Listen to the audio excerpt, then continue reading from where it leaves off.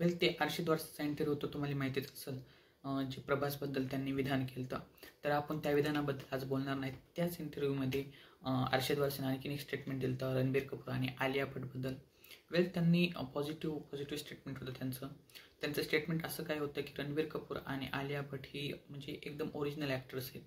आणि ते तसंच आहे, मला पण तसंच वाटतं. कारण रणबीर कपूरचा तर जन्म अगोदरपासून आहे, पण आलिया भट पण गंगूबाई काठियावाडीपासून एकदम भन्नाट ॲक्टिंग करते.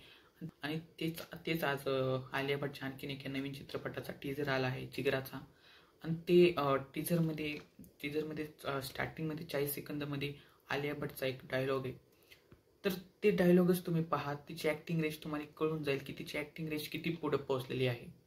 ती निपोटिझम असेल तिच्या परिवारापासून असेल, पण खरं रणबीर कपूर आणि आलिया भटच्या मध्ये रक्तामध्ये ॲक्टिंग म्हणजे अशी मिसळली आहे असं मला तर वाटतं. कारण ते तुम्ही टीझरच पहा, इतकी छान आहे तिची ॲक्टिंग त्या टीझरमध्ये. कारण टीझर खूप लहान आहे, एक मिनिट, आय थिंक 1 मिनिट 30 सेकंदाचा का काहीतरी टीझर आहे. आणि त्याच टीझरमध्ये तिचे जे डायलॉग्स आहेत एकदम छोटे. आणखीन एक तिचा एक डायलॉग आहे की कुणीतरी म्हणतं तिला की यहाँ से बचकर निकलना है, बच्चन नहीं बनना. आणि ती एकदम भारी डायलॉगमध्ये म्हणते की बच्चे नहीं बनना है. आणि ते फक्त ते डायलॉग, तिचे एक्सप्रेशन बघा, तुम्हाला तिची ॲक्टिंग रेंज समजून जाईल.